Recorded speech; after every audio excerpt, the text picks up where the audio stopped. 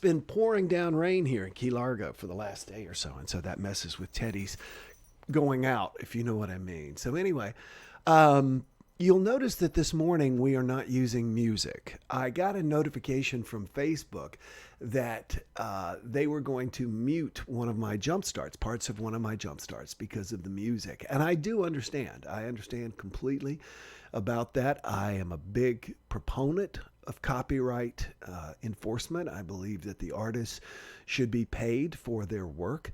And it was going to cost me, I'd basically have to pay, I think, $20 a day or $25 a day. So instead, I've actually got a good friend of mine whom Jerome knows, Alex Cordero, who's going to be making us some music just for this. And it'll be custom, both for this and for the meditation group. So the reason I use the music is that I find it's a little bit more engaging. I think sometimes it's a little loud. I'm going to back it down. But the other thing is I am on a busy highway here in Key Largo. And a lot of times there'll be motorcycles and trucks going by. And even though I've got this cardioid microphone, which directs my voice into it, I just want to make sure, because I can see as a truck goes by, I can see the little meter move here.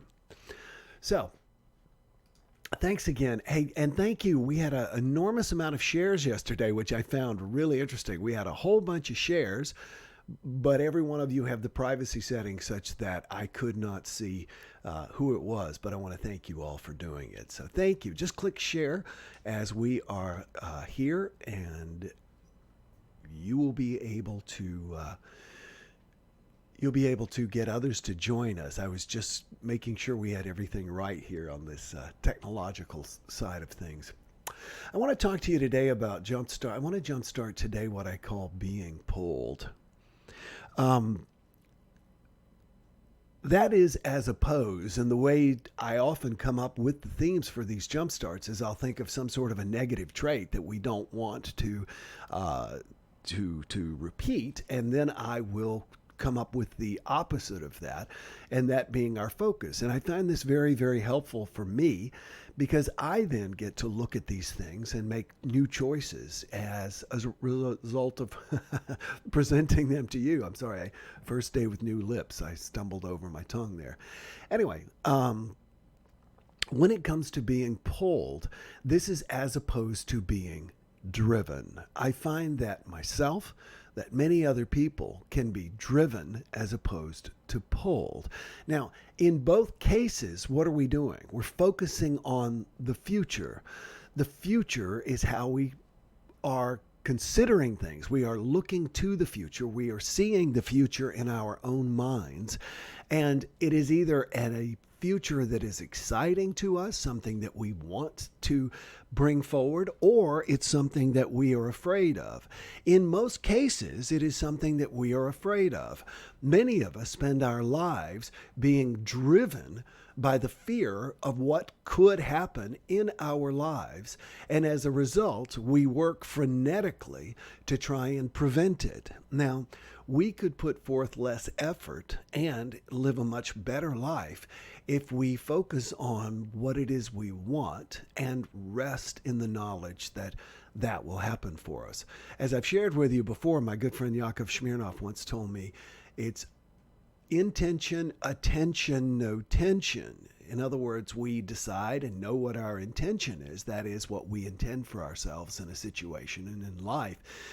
And then we give it our attention. We bring it to mind occasionally. And then finally, we approach it with no tension. Now, most of us, what we tend to do is we live in fear. We don't live in fear of attracting something to our lives. We live in fear of losing something from our lives.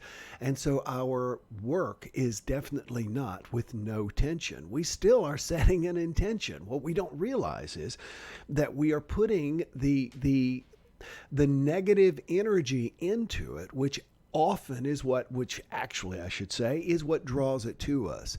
I've always believed and found that whenever we're trying to achieve or bring something into our reality, we need to not only have the intention or know what it is we want, but it is the emotion that we apply to it that fuels it, that draws it to us.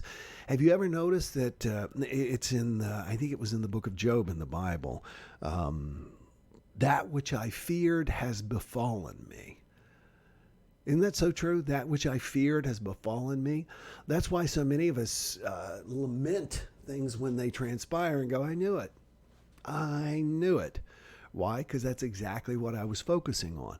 I'm not trying to rub your nose in it. I'm saying that it's a common trait. I'm saying that it is something that I myself can do if I'm not careful. And I want to give you a very, very good example that makes perfect sense with you sitting here with me this morning or watching live. And later, by the way. By the way, I want to thank the hundreds and often thousands of you who are watching this later and listening to this later.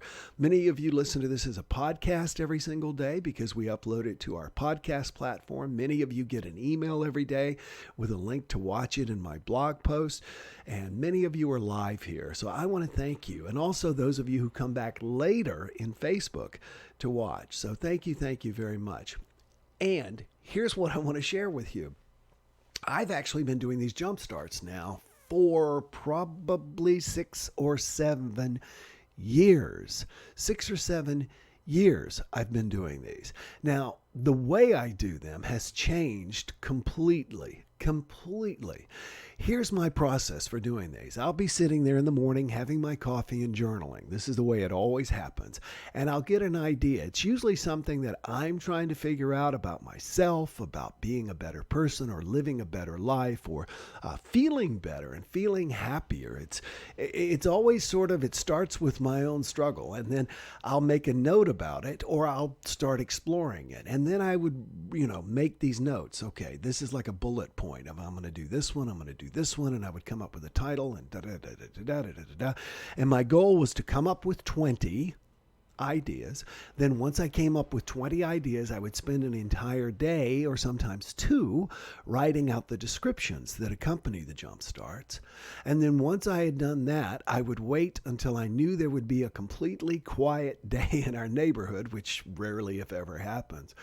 And I would then go into my home studio and I would record 23 to 5 minute jump starts back to back. Now, as I say this, just saying this, I feel tired inside. I do. And I remember how exhausting it used to be. And I would hear people, I would say to myself, rather, I've got to do the jump starts. I would say to my wife and to my daughter, I've got to go do the jump starts. I've got to write them. I've got to do this, et cetera, et cetera, et cetera. It was a total got to. It was driving me. And I used to say that doing the daily jumpstart, which I was not actually doing daily, I was recording 20 in a single day. I used to tell people that I understood what Charles Schulz meant when he talked about drawing a daily cartoon with thousands of newspapers. He said it was like riding on a unicycle above a pit of on a high wire above a pit of rotating knives. In other words, you always felt like you were going to be ground up. And I felt that way. I felt driven. I was always, we're going to run out of jump starts. I got to write some more again. And my assistant, who would schedule them and send out the emails, would send me a little thing saying, hey, we've only got another week's worth. And I'd be like, I got to do this. Now, I do them live every single day. I wake up every morning, turned on, excited about doing this, can't wait to do this. Oftentimes I'll finish my journaling and my reading and my coffee and my playtime with Teddy, and I'm like, I'd like to go in there and start getting ready. I want to go. I want to do this. And the time that I'm with you, you can tell how much I love this. You can tell how much I look forward to seeing you. Back when I recorded this, I didn't know who was watching. I didn't make a connection. I wasn't building a relationship. This was all, I had someone who did my social media. Now it's 100% me. And you know something? I was telling somebody the other day, having another person do your social media is like hiring someone to go to a party and make friends for you. I feel like through this process, you all have become much closer to me and I to you. And I love that. So my I got to do the jump starts is now I get to do the jump starts. So what is it that's a got to for you that perhaps you could tweak and turn it into a get to? Many times it's just a change in your own mind. I'll tell you something I find interesting, and I was thinking about this yesterday. I've started going, the yoga studio that I go to here in Key Largo is opened back up, and they're doing a wonderful job with social distancing. If you ever hear Key Largo Yoga, I love these people. And I was every morning now, you have to schedule a class to make sure they can put you on a mat that you're 6 feet away from other people, and they limit the number of people by, I think they're down 75% from what they used to be. And believe it or not, as much as I love yoga, I still think sometimes, most times, when I get up in the morning, I've got to do yoga. And I've realized that when it comes to exercise, I am never going to think I get to do this. There's always going to be a bit of you got to do it. The guilt driving us to do something is never as pleasant as the focus on having done it and accomplished what it is that we want to do. So what I try to do with yoga and things like that is I think about the tension in my neck, which I get when I'm working because I'm typing all day like this. You know, I look like Uncle Fester with my bald head. You could put a light bulb in my mouth and it would, light up. Anyway, I think about after yoga. I think about sitting, watching the sunset, which Teddy and I usually do every night, and sitting and watching the sunset and being able to just turn my head and feel very comfortable and very relaxed. Focusing on the outcome that we want rather than the thing that we fear. That's how we change our got tos into our get tos. And that is how we stop being driven and start feeling pulled. I feel that way every year when I sit down to do my taxes. I'll bet all of us do. We're all afraid we're going to, I always say, make one little mistake and the IRS is going to take away our birthday, which of course is never going to happen. But I've started now being not driven, but being pulled when I do my taxes by the feeling of just having it all done and behind me. And that's another thing. If you're feeling driven, go do it. If you feel like something is driving you, like, oh, you got to do this, the way to make that go away, go do it. All right, let's take a look at some of your comments, and then we're going to share with you. I'm excited to share with you the home we're going to visit today virtually and meditate. So share with me your comments and questions. And Maria Johnson says, good morning. Have a great day. Michael says shared. Thanks, Mike. Appreciate it, buddy. And Sherry says, following 10 years. You've been following me for 10 years? That's awesome. And then she says, shut down. I don't know what happened. Did I lose you all for a while?